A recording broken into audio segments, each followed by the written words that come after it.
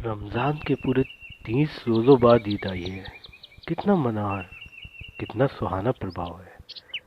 वृक्ष पर अजीब हरियाली है, खेतों में कुछ अजीब रौनक है, आसमान पर कुछ अजीब ही लालिमा है।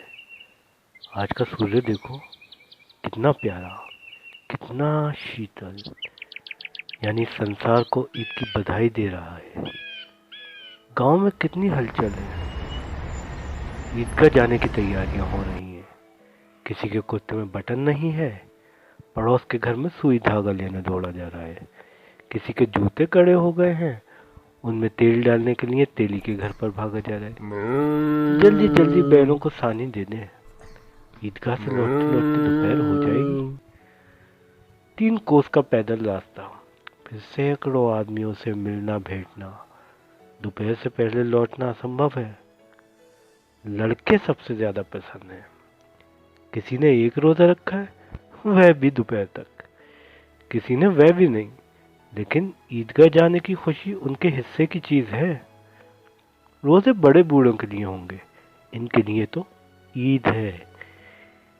रोज ईद का नाम रटते थे, आज वे आ गई।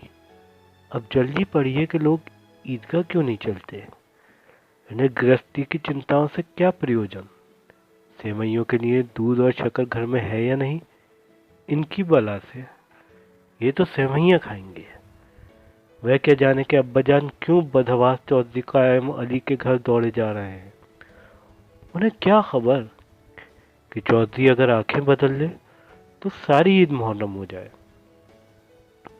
उनकी अपनी जेबों में तो कुबेर का धन भरा हुआ है। बार बार जेब से अपना खजाना निकाल कर गिनते हैं और खुश होकर फिर रख देते हैं। महमूद गिनता है, 1, 2, 10, 12। उसके पास 12 पैसे हैं। मोहसिन के पास 1, 2, 3, 8, 9, 15 पैसे हैं। इन्हीं अनगिनती पैसों में अनगिनती चीजें आएंगी, खिलौने, मिठाइयाँ, बिगुल, कैन और जाने क्या क्या। और सबसे ज्यादा पसंद है हामिद, वो 5 साल का गरीब सूरत दुबला पतला लड़का, जिसका बाप गत वर्ष हैजे की भेंट हो गया और मां ना जाने क्यों पीली होती होती एक दिन मर गई। किसी को पता न चला क्या बीमारी है। कहती तो कौन सुनने वाला था। दिल पर जो कुछ बीतती थी वह दिल में ही सहती थी, और जब न सहा गया तो संसार से विदा हो गई। अब हामिद अपनी बूढ़ी दादी अमीना की गोद में सोता है और उतना ही प्रसन्न है। उसके अब्बा जान रुपए कमाने गए हैं, बहुत सी थैली लेकर आएंगे। अम्मी जान अल्लाह मियाँ के घर से उसके लिए बड़ी अच्छी अच्छी चीजें लाने गई हैं, इसलिए हामिद प्रसन्न है। आशा तो बड़ी चीज है, और फिर बच्चों की आशा। उनकी कल्पना तो राय को पर्वत बना लेती है। हामिद के पाँव में जूते नहीं है, सर पर एक पुरानी धुरानी टोपी है जिसका गोटा काला पड़ गया है, फिर भी वह प्रसन्न है। जब उसके अब्बाजान थैलियां और अम्मीजान नियामत लेके आएंगी तो वह दिल भर कर अरमान निकालेगा। तब देखेगा मोहसिन, नूरे, सम्मी कहाँ से उतने पैसे निकालेंगे। अब आगे अमीना अपनी कोठनी में बैठी रो रही है। आज ईद का दिन है, उसके घर में दाना नहीं है। आज आबिद होता तो क्या इसी तरह ईद आती और चली जाती। इस अंधकार और निराशा में डूबी हुई जा रही है। किसने बुलाया था इस निगोड़ी ईद को। इस घर में उसका काम नहीं, लेकिन हामिद, उसे किसी के जीने मरने से क्या मतलब। उसके अंदर प्रकाश है, बाहर आशा। विपत्ति का सारा दलबल लेकर आए, हामिद की आनंद भरी चितवन उसको ध्वंस कर देगी। हामिद भीतर जाकर दादी से कहता है, तुम डरना नहीं अम्मा, मैं सबसे पहले आऊंगा, बिल्कुल ना डरना। अमीना का दिल कचोट रहा है। गांव के बच्चे अपने अपने बाप के साथ जा रहे हैं। हामिद का बाप अमीना के सिवा और कौन है। उसे कैसे अकेले मेले में जाने दे। उस भीड़ भाड़ में बच्चा कहीं खो जाए तो क्या हो। नहीं, अमीना उसे यूं न जाने देगी। नन्ही सी जान, 3 कोस चलेगा कैसे। पैर में छाले पड़ जाएंगे। जूते भी तो नहीं है। मैं थोड़ी थोड़ी दूर पर उसे गोद में ले लेती, लेकिन सेवइयां कौन पकाएगा। पैसे होते तो लौटते लौटते सब सामग्री जमा करके चटपट बना लेती। यहाँ तो घंटों चीजें करते लगेंगे। मांगे का ही तो भरोसा ठहरा। उस दिन फहीमन के कपड़े सिले थे, 8 आने पैसे मिले। उस अठन्नी को ईमान की तरह बचाती चली आई थी इसी ईद के लिए। लेकिन कल ग्वालन सर पे सवार हो गई तो क्या करती। हामिद के लिए कुछ नहीं है, उसे 2 पैसे का दूध तो चाहिए ही। अब कुल 2 आने पैसे बच रहे हैं। 3 पैसे हामिद की जेब में, 5 अमीना के बटुए में। यही तो बिसात है और ईद का त्योहार। अल्लाह ही बेड़ा पार लगाए। धोबन और नायन और मेहतानी और चूड़ीहारिन सभी तो आएंगी। सभी को सेवइयां चाहिए और थोड़ा किसी की आंखों को नहीं लगता। किस किस से मुंह चुराएगी। और मुंह क्यों चुराए। साल भर का त्योहार है। जिंदगी खैरियत से रहे, उसकी तकदीर भी तो उसी के साथ है। बच्चे को खुदा सलामत रखे, ये दिन भी कट जाएंगे। गांव से मेला चला और बच्चों के साथ हामिद भी जा रहा था। कभी सबके सब दौड़कर आगे निकल जाते, फिर किसी पेड़ के नीचे खड़े होकर साथ वालों का इंतजार करते। ये लोग इतना धीरे क्यों चल रहे हैं। हामिद के पैरों में तो जैसे पल लग गए थे। वह कभी थक सकता है। शहर का दामन आ गया। सड़क पर दोनों ओर अमीरों के बगीचे हैं। पक्की 4 दीवारी बनी, पेड़ों में आम और लीचियां लगी हुई हैं। कभी कभी कोई लड़का कंकड़ी उठाकर आम पर निशाना लगाता है। माली अंदर से गाली देता हुआ निकलता। लड़का वहां से 1 फरलांग पर है। खूब हंस रहा है। माली को कैसा उल्लू बनाया। बड़ी बड़ी इमारतें आने लगी। ये अदालत है, ये कॉलेज है, ये क्लब घर है। इतने बड़े कॉलेज में कितने बड़े बड़े लड़के पढ़ते होंगे। सब लड़के नहीं हैं जी, बड़े बड़े आदमी हैं। सच, उनकी बड़ी बड़ी मूछें हैं। इतने बड़े हो गए, अभी तक पढ़े जाते हैं। न जाने कब तक पढ़ेंगे और क्या करेंगे इतना पढ़कर। हामिद के मदरसे में तो 2-3 बड़े लड़के हैं, बिल्कुल 3 कौड़ी के। रोज मार खाते हैं, काम से जी चुराने वाले। इस जगह भी तो उसी तरह के लोग होंगे और क्या। क्लब में जादू होता है। सुना है यहाँ मुर्दों की खोपड़ियां तोड़ते हैं और बड़े तमाशे होते हैं, पर किसी को अंदर नहीं जाने देते। और वहाँ शाम को साहब लोग खेलते हैं। बड़े बड़े आदमी खेलते हैं, मूंछों दाढ़ी वाले। और मैमें भी खेलती हैं। सच, हमारी अम्मी को ये दे दो, क्या नाम है, बैट, तो उसे तो पकड़ ही ना सके, घुमाते ही लुढ़क जाए। महमूद ने कहा, हमारी अम्मी जान का तो हाथ कांपने लगे। अल्लाह कसम। मोहसिन बोला, चलो मनो, आटा पीट डालती हैं, जरा सा बैट पकड़ लेंगी तो हाथ कांपने लगेंगे। सैकड़ों घड़े रोज पानी के निकालती है, 5 घड़े तो मेरी भैंस पी जाती है। किसी मैम को 1 घड़ा पानी भरना पड़े तो आंखों तक अंधेरा आ जाए। महमूद, लेकिन दौड़ती तो नहीं, उछल कूद तो नहीं कर सकती। मोहसिन, हाँ, उछल कूद नहीं कर सकती, लेकिन उस दिन मेरी गाय खुल गई थी और चौधरी के खेत में जा पड़ी। अम्मा इतना तेज दौड़ी कि मैं उन्हें पा ना सका। सच। आगे चले। हलवाइयों की दुकानें शुरू हो गईं। आज खूब सजी हुई थी। इतनी मिठाइयाँ कौन खाता। देखो ना, एक एक दुकान पर मनो होंगी। सुना है रात को जिन्नात आके खरीद के ले जाते हैं। अब्बा कहते थे आज ही रात को एक आदमी हर दुकान पर जाता है और जितना माल बचा होता है सब तुलवा लेता है और सचमुच के रुपए दे देता है। बिल्कुल ऐसे ही रुपए। हामिद को यकीन आया। ऐसे रुपए जिन्नात को कहाँ से मिल जाएंगे। मोहसिन ने कहा, जिन्नात को रुपयों की क्या कमी। किसी खजाने में चाहे चले जाएं, लोहे के दरवाजे तक उन्हें नहीं रोक सकते। जनाब, आप हैं किस फेर में। हीरे जवाहरात तक तो उनके पास रहते हैं। जिससे खुश हो गए उसे टोकरो जवाहरात दे दिए। अब यही देखो, 5 मिनट में कलकत्ता पहुंच जाएंगे यहीं बैठे बैठे। हामिद ने पूछा। जिन्नात बहुत बड़े बड़े होते हैं? मोहसिन, एक एक सिर आसमान के बराबर होता है जी। जमीन पे खड़ा हो जाए तो उसका सिर आसमान पे जा लगे, मगर चाहे तो लोटे में घुस जाए। हामिद, लोग उन्हें खुश कैसे करते होंगे? कोई मुझे ये मंत्र बता दे तो मैं एक जिन को खुश कर लूं। मोहसिन, अब ये ना जानता, लेकिन चौधरी साहब के काबू में बहुत से जिन हैं, और कोई चीज चोरी हो जाए चौधरी साहब उसका पता लगा देंगे और चोर का नाम भी बता देंगे। जुमेराती का बिछुआ उस दिन खो गया था।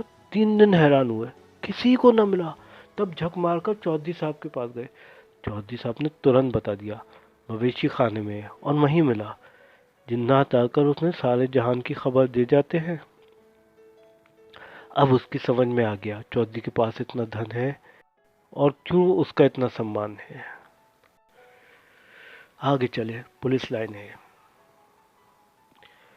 यही सब कांस्टेबल कवायद करते हैं। रिटर्न 5-4। रात को बेचारे घूम घूम कर पहरा देते हैं, नहीं तो चोरियां हो जाएं। मोहसिन ने प्रतिवाद किया। ये कांस्टेबल पहरा देंगे तभी तुम लोग बहुत जानते हो। अजी हजरत, ये चोरी करते हैं। शहर के जितने चोर डाकू हैं सब इनके मोहल्ले में जाकर जागते रहो पुकारते हैं, तभी ये लोगों के पास इतना रुपया है। मेरे मामू एक थाने में कांस्टेबल हैं, 12 रुपये महीना पाते हैं, लेकिन 50 रुपये घर भेजते हैं। अल्लाह कसम, मैंने एक बार पूछा था कि मामू आप इतने रुपए कहाँ से पाते हैं? हंसकर कहने लगे, बेटा अल्लाह देता है। फिर आप ही बोले, हम लोग चाहें तो एक दिन में लाखों माल लाएं। हम तो इतना ही लेते हैं जितना जिसमें अपनी बदनामी ना हो और नौकरी ना चली जाए। हामिद ने पूछा, ये लोग चोरी करवाते हैं तो इन्हें कोई पकड़ता नहीं? मोहसिन ने उसकी नादानगी पर दया दिखाकर बोला, अरे पागल, इन्हें कौन पकड़ेगा? पकड़ने वाले तो ये लोग खुद हैं, लेकिन अल्लाह इन्हें सजा भी खूब देता है। हराम का माल हराम में जाता है। थोड़े ही दिन हुए, मामू के घर में आग लग गई, सारी लेई पूंजी जल गई, एक बर्तन भी न बचा। कई दिन पेड़ के नीचे सोए, अल्लाह कसम पेड़ के नीचे। फिर न जाने कहाँ से 100 कर्ज लाए और बर्तन भर ले आए। हामिद, 100 तो 50 से ज्यादा होते हैं। कहाँ 50, कहाँ 100? 50 एक थैली भर होता है, 100 तो 2 थैली में भी ना है। अब बस्ती घनी होने लगी। ईदगाह जाने वाले अपनी टोलियों में नजर आने लगे, एक से एक भड़कीले वस्त्र पहने हुए। कोई इक्के टांगे पर सवार, कोई मोटर पर। सभी ईद में बसे, सभी के दिलों में उमंग। ग्रामीणों का ये छोटा सा दल अपनी विपन्नता से बेखबर, संतोष और धैर्य में मगन चला जा रहा था। बच्चों के लिए नगर की सभी चीजें अनोखी थी। जिस चीज की ओर ताकते ताकते ही रह जाते, पीछे से हॉर्न की आवाज होने पर भी न चेतते। हामिद तो मोटर के नीचे आते आते बचा। सहसा ईदगाह नजर आ गई। ऊपर इमली के घने वृक्ष की छाया, नीचे पक्का फर्श जिस पर जादम बिछा हुआ है, और रोजेदारों की पंक्तियां एक के पीछे एक न जाने कहाँ तक चली गई हैं, पक्की जगत के नीचे तक, जहाँ जादम भी नहीं है। नए आने वाले आकर पीछे कतार में खड़े हो जाते हैं। आगे जगह नहीं है। यहाँ कोई धन और पद नहीं देखता। इस्लाम की निगाह में सब बराबर है। इन ग्रामीणों ने भी वुजू किया और पिछली पंक्ति में खड़े हो गए। कितना सुंदर संचालन है, कितनी सुंदर व्यवस्था। लाखों सर एक साथ सजदे में झुक जाते हैं, फिर सबके सब एक साथ खड़े हो जाते हैं। एक साथ झुकते हैं और एक साथ खड़े हो जाते हैं, एक साथ खड़े हो जाते हैं, एक साथ झुकते हैं। कई बार यही क्रिया होती है, जैसे बिजली की लाखों बत्तियां एक साथ प्रदीप्त हों और एक साथ बुझ जाएं, और यही क्रम चलता रहे। कितना अपूर्व दृश्य था, जिसकी सामूहिक क्रिया विस्तार और अनंतता हृदय को श्रद्धा, गर्व और आत्मानंद से भर देती थी। मानव भ्रातृत्व का एक सूत्र इन सब आत्माओं को एक लड़ी में पिरोए हुए है।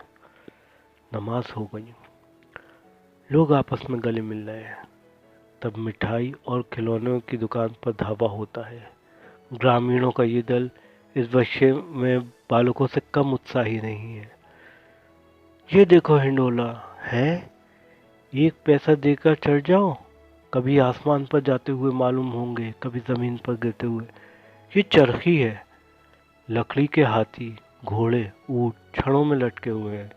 एक पैसा देकर बैठ जाओ और 25 चक्करों का मजा लो। महमूद और मोहसिन और नूरे और सम्मी इन घोड़े ऊँटों पर बैठते हैं। हामिद दूर खड़ा है, 3 ही पैसे तो हैं उसके पास, अपने कोष का 1/3 जरा सा चक्कर खाने के लिए नहीं दे सकता। सब चरखियों से उतरते हैं, अब खिलौने लेंगे। उधर दुकान की कतार लगी हुई है, तरह तरह के खिलौने हैं, सिपाही, गुजरिया, राज और वकील, भिश्ती और धोबिन और साधु। वाह, कितने सुंदर खिलौने हैं, जैसे आप ही बोलना चाहते हैं। महमूद सिपाही लेता है, खाकी वर्दी और लाल पगड़ी वाला, कंधे पर बंदूक रखे। मालूम होता है अभी किवायत से चला रहा है। मोहसिन को भिश्ती पसंद आया, कमर झुकी हुई, ऊपर मशक रखे हुए, मशक का मुंह हाथ से पकड़े हुए। कितना पसंद है, शायद कोई गीत गा रहा है, बस मशक से पानी उड़ेलना चाहता है। नूरे को वकील से प्रेम है, कैसी विद्वता है उसके मुंह पर। काला चोगा, नीचे सफेद अचकन, अचकन के सामने जेब में घड़ी, सुनहरी जंजीर, एक हाथ में कानून का पोथा लिए हुए है। मालूम होता है अभी किसी अदालत से जिरह या बहस करके चले आ रहे हैं। ये सब 2-2 पैसे के खिलौने हैं। हामिद के पास कुल 3 पैसे हैं। इतने महंगे खिलौने वह कैसे ले? खिलौना कहीं हाथ से छूट पड़े तो चूर चूर हो जाए, जरा पानी पड़े तो सारा रंग घुल जाए। ऐसे खिलौने लेकर वह क्या करेगा, किस काम की? मोहसिन कहता है, मेरा भिश्ती रोज पानी दे जाएगा साँझ सवेरे महमूद, और मेरा सिपाही घर का पहरा देगा। कोई चोर आएगा तो फौरन बंदूक से फायर कर देगा नूरे, और मेरा वकील खूब मुकदमा लड़ेगा सम्मी, और मेरी धोबन रोज कपड़े धोएगी। हामिद खिलौनों की निंदा करता है, मिट्टी ही के तो हैं, गिरे तो चकना चूर हो जाएंगे। लेकिन ललचाई हुई आंखों से खिलौनों को देख रहा है और चाहता है जरा देर के लिए उन्हें हाथ में पकड़ सकता। उसके हाथ अनायास ही लपकते हैं, लेकिन लड़के इतने त्यागी नहीं होते हैं, विशेषकर जब अभी नया शौक है। हामिद ललचाता रह जाता है। खिलौनों के बाद मिठाइयाँ आती हैं। किसी ने रेवड़ियाँ ली, किसी ने गुलाब जामुन, किसी ने सोहन हलवा। मज़े से खा रहे हैं। हामिद बरादरी से पृथक है, अभागे के पास 3 पैसे हैं, क्यों नहीं कुछ लेकर खाता? ललचाई आंखों से सबको देखता है। मोहसिन कहता है, हामिद रेवड़ी ले जा, कितनी खुशबूदार है। हामिद को संदेह हुआ, ये केवल क्रूर विनोद है, मोहसिन इतना उदार नहीं है। लेकिन ये जानकर भी वह उसके पास जाता है। मोहसिन दोने से एक रेवड़ी निकालकर हामिद की तरफ बढ़ाता है। हामिद हाथ फैलाता है। मोहसिन रेवड़ी अपने मुंह में रख लेता है। मोहसिन नूरे समय खूब ताली बजाकर हंसते हैं। हामिद खिसिया जाता है। मोहसिन, अच्छा अब की जरूर देंगे हामिद, अल्लाह कसम ले जा। हामिद, रख के रहो, क्या मेरे पास पैसे नहीं है? सम्मी, 3 ही तो पैसे हैं, 3 पैसों में क्या क्या लोगे? महमूद, हमसे गुलाब जामुन ले जाओ हामिद। मोहसिन बदमाश है। हामिद, मिठाई कौन सी बड़ी नेमत है, किताब में इसकी कितनी बुराइयां लिखी हैं। मोहसिन, लेकिन दिल में कह रहे होगे मिले तो खा लें, अपने पैसे क्यों नहीं निकालते? महमूद, हम सब समझते हैं इसकी चालाकी, जब हमारे पैसे खर्च हो जाएंगे तो ये ललचा ललचा कर खाएगा। मिठाइयों की बात, कुछ दुकानें लोहे की चीज़ों की, कुछ गिलट और नकली गहनों की। लड़कों के लिए यहाँ कोई आकर्षण न था, वह सब आगे बढ़ जाते हैं। हामिद लोहे की दुकान पर रुक जाता है, कई चिमटे रखे हैं। उसे ख्याल आता है, दादी के पास चिमटा नहीं है। तवे से रोटी उतारती है तो उसका हाथ जल जाता है। अगर वह चिमटा ले जाकर दादी को दे दे तो कितना प्रसन्न होगी, फिर उसकी उंगलियां कभी न जलेंगी। घर में एक काम की चीज भी हो जाएगी। खिलौने से क्या फायदा, व्यर्थ में पैसे खराब होंगे। राशि देर की खुशी होती है, फिर खिलौनों की तरफ कोई आंख उठाकर नहीं देखता। ये तो घर पहुंचते पहुंचते टूट फूट कर बराबर हो जाएंगे। चिमटा कितने काम की चीज़ है। रोटियां तवे से उतार लो, चूल्हे में सेक लो, कोई आग मांगने आए तो चटपट चूल्हे से आग निकाल कर उसे दे दो। बेचारी अम्मा को कहाँ फुर्सत है कि बाजार आए, और इतने पैसे भी कहाँ मिलते हैं। रोज हाथ जला लेती हैं। हामिद के साथ ही आगे बढ़ गए सबील पर। सब के सब शरबत पी रहे हैं। देखो सब कितने लालची हैं। इतनी मिठाइयाँ ली, मुझे किसी ने एक भी ना दी। उस पर कहते हैं कि दोस्त हैं, मेरे साथ खेलो, मेरा ये काम करो। अब अगर किसी ने कोई काम करने को कहा तो पूछूंगा, खाए मिठाइयाँ? आप मुंह सड़ेगा, फोड़े फुंसियाँ निकलेंगी, आप ही जबान चटोरी हो जाएगी। तब घर से पैसे चुराएंगे और मार खाएंगे। किताब में झूठी बातें थोड़ी लिखी हैं, मेरी जबान क्यों खराब होगी। अम्मा चिमटा देखते ही दौड़ कर मेरे हाथ से ले लेंगी और कहेंगी, मेरा बच्चा अम्मा के लिए चिमटा लाया है, कितना अच्छा लड़का है। इन लोगों के खिलौनों पर कौन इन्हें दुआएं देगा। बड़ों की दुआएं सीधे अल्लाह के दरबार में पहुंचती हैं और तुरंत सुनी जाती हैं। मैं भी से इनके मिजाज क्यों सा हूँ। मैं गरीब ही सही, किसी से कुछ मांगने तो नहीं जाता। आखिर अब्बा जान कभी तो आएंगे, अम्मी भी तो आएंगी ही। फिर इन लोगों से पूछूंगा, कितने खिलौने लोगे। एक एक करके टोकरियों से खिलौने दूं और दिखा दूं कि दोस्तों के साथ इस तरह किस तरह का सलूक किया जाता है। ये नहीं कि एक पैसे की रेवड़ियां ली तो चुरा चुरा कर खाने लगे। सबके सब हंसेंगे। हामिद ने चिमटा लिया, हंसे मेरी बला से। उसने दुकान पर पूछा, ये चिमटा कितने का है। दुकानदार ने उसकी ओर देखा। कोई आदमी साथ न देख कर कहा, तुम्हारे काम का नहीं है जी। बिकाऊ है कि नहीं। बिकाऊ क्यों नहीं है, और यहाँ क्यों लाद के लाए हैं। तो बताते क्यों नहीं कि पैसे का है। 6 पैसे लगेंगे। हामिद का दिल बैठ गया। ठीक ठीक 5 पैसे लगेंगे, लेना है तो लो, नहीं तो चलते बनो। हामिद कलेजा मजबूत करके कहा, 3 पैसे लोगे। ये कहता हुआ वह आगे बढ़ गया। दुकानदार की घुड़कियां सुनने का उसे कोई शौक न था, लेकिन दुकानदार ने घुड़कियां नहीं दी, बुलाकर चिमटा दे दिया। हामिद ने उसे इस तरह कंधे पर रखा मानो बंदूक हो, और शान से अकड़ता हुआ अपने संगियों के पास आया। जरा सुने सब क्या क्या आलोचनाएं करते हैं। मोहसिन ने हंसकर कहा, ये चिमटा क्यों लाया पगले, इसे क्या करेगा। हामिद ने चिमटे को जमीन पर पटक कर कहा, जरा अपना भिश्ती जमीन पर गिरा दो, सारी पसलियां चूर चूर हो जाएंगी बच्चा की। महमूद बोला, तो ये चिमटा कोई खिलौना है। हामिद, खिलौना क्यों नहीं है, अभी कंधे पर रखा बंदूक हो गई, हाथ में ले लिया फकीरों का चिमटा हो गया। चाहूं तो इससे मंजीरे का काम ले सकता हूँ। एक चिमटा जमा दूं तो तुम लोगों के सारे खिलौनों की जान निकल जाए। तुम्हारे खिलौनों में कितना ही जोर लगाए, मेरे चिमटे का बाल भी बांका नहीं कर सकते। मेरा बहादुर शेर है चिमटा। सम्मी ने खंजरी ली, प्रभावित होकर बोला, मेरी खंजरी से बदलोगे, 2 आने की है। हामिद ने खंजरी की ओर उपेक्षा से देख कहा, मेरा चिमटा चाहे तो तुम्हारी खंजरी का पेट फाड़ डाले। बस एक चमड़े की झिल्ली लगा दी, ढप ढप बोलने लगी, जरा सा पानी लग जाए तो खत्म हो जाए। मेरा बहादुर चिमटा आग में, पानी में, आंधी में, तूफान में बराबर डटा खड़ा रहेगा। चिमटे ने सबको मोहित कर लिया। अब पैसे किसके पास धरे हैं। फिर मेले से दूर निकल आए हैं। 9 कब के बज गए, धूप तेज हो रही है, घर पहुंचने की जल्दी हो रही है।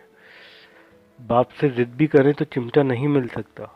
हामिद है बड़ा चालाक, इसीलिए बदमाश ने अपने पैसे बचा कर रखे थे। अब बालकों के 2 दल हो गए, मोहसिन, महमूद, सम्मी और नूर एक तरफ, हामिद अकेला दूसरी तरफ। शास्त्रार्थ हो रहा थे। सम्मी तो विधर्मी हो गया, दूसरे पक्ष में जा मिला, लेकिन मोहसिन, महमूद और नूरे भी हामिद से 1-1, 2-2 साल बड़े होने पर भी हामिद के आघातों से आतंकित हो उठे हैं। उसके पास न्याय का बल है और नीति की शक्ति।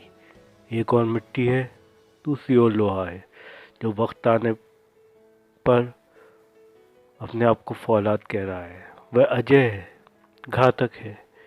अगर कोई शेर आ जाए, मियाँ भिश्ती के छक्के छूट जाए, जो मियाँ सिपाही मिट्टी की बंदूक छोड़कर भागे, वकील साहब की नानी मर जाए, चोगे में मुंह छुपाकर जमीन पर लेट जाए, मगर ये चिमटा, ये बहादुर, ये रुस्तम हिंद लपक कर शेर की गर्दन पर सवार हो जाएगा और उसकी आंखें निकल जाएगा। मोहसिन ने एड़ी चोटी का जोर लगाकर कहा, अच्छा, पानी तो नहीं भर सकता? हामिद ने चिमटे को सीधा खड़ा करके कहा, भिश्ती को एक डांट बताएगा तो दौड़ा हुआ पानी लाकर उसके द्वार पर छिड़कने लगेगा।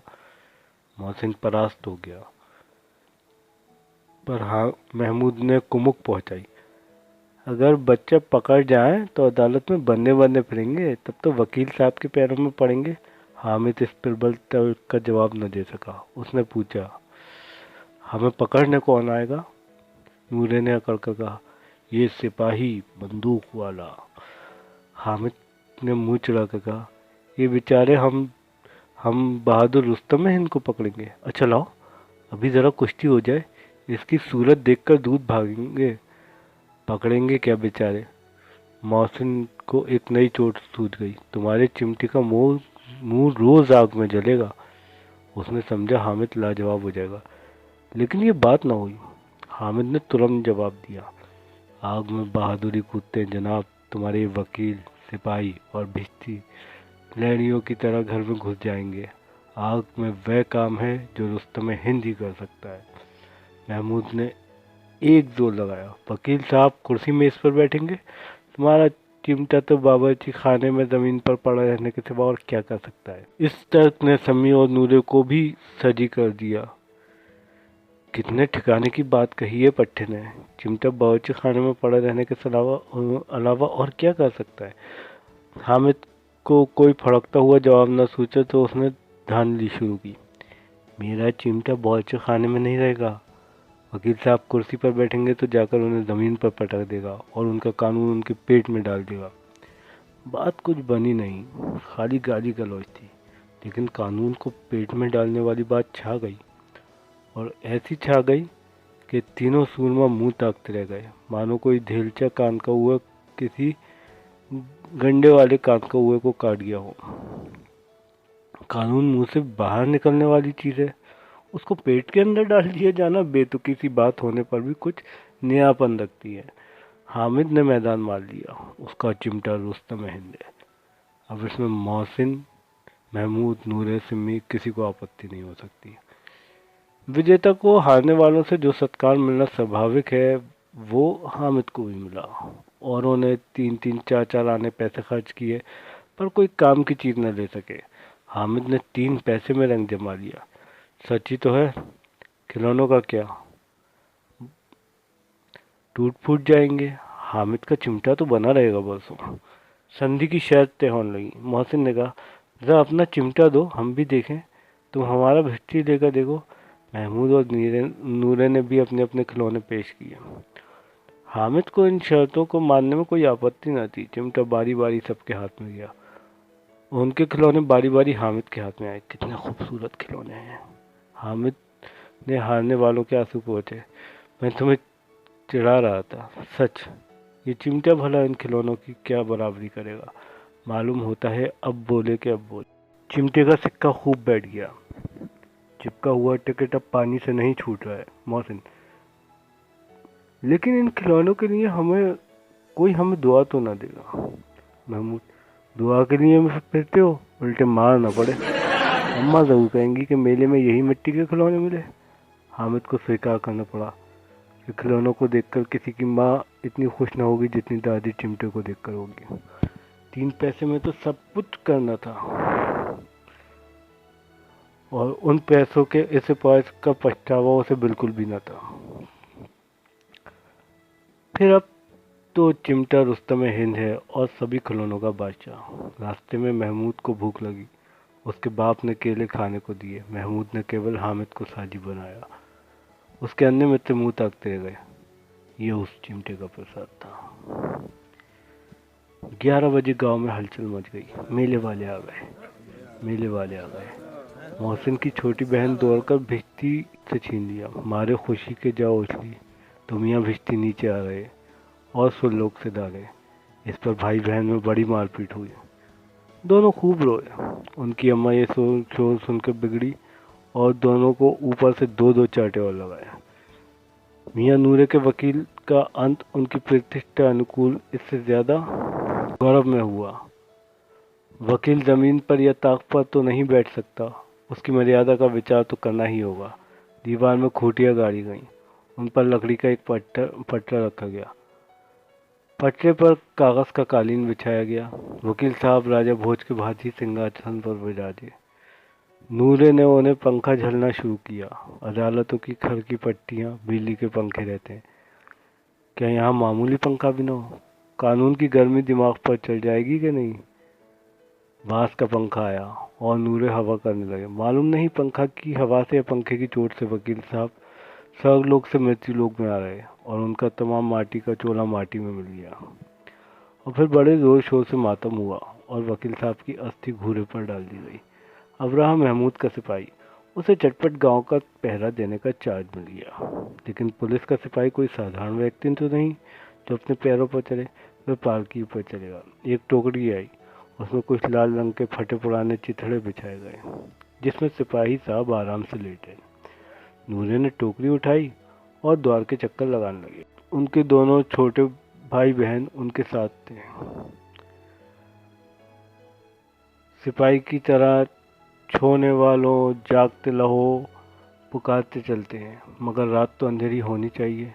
नूरे को ठोकर लग जाती है, टोकरी उसके हाथ से छूटकर गिर पड़ती है और मियाँ सिपाही अपनी बंदूक लिए जमीन पर आ जाते हैं और उनकी टांग में विकार आ जाता है। महमूद को आज ज्ञात हुआ कि वह अच्छा डॉक्टर है। उसको ऐसा मरहम मिल गया जिससे वह टूटी टांग को आनंद फानंद में जोड़ सकता है। केवल गूलर का दूध चाहिए। गूलर का दूध आता है, टांग जवाब दे देती है। शल्य क्रिया सफल हुई तब उसकी दूसरी टांग भी तोड़ दी जाती है। अब कम से कम एक जगह आराम से बैठ तो सकता है। एक टांग से तो न चल सकता था न बैठ सकता था।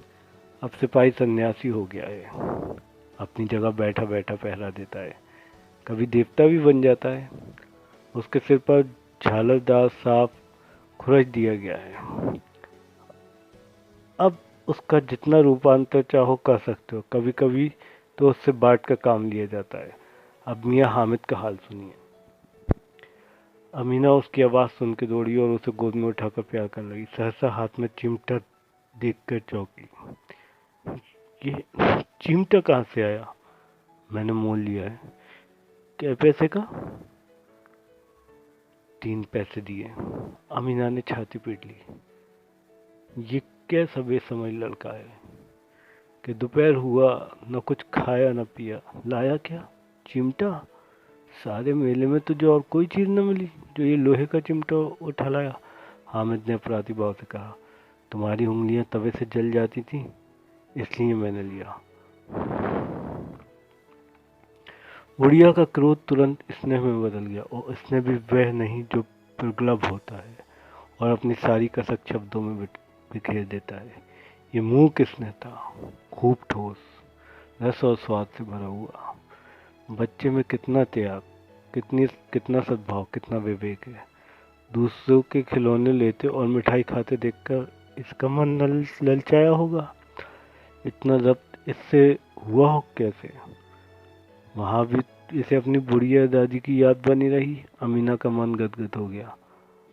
और अब एक बड़ी विचित्र बात हुई, हामिद के चिमटे से भी विचित्र। बच्चे हामिद ने बूढ़े हामिद का पार्ट खेला था। बुढ़िया अमीना बालिका अमीना बन गई थी। वह रोने लगी, दामन फैलाकर हामिद को दुआएं देती जाती थी और आंसू की बड़ी बड़ी बूंदें गिराती जाती थी। हामिद इसका रहस्य क्या समझता?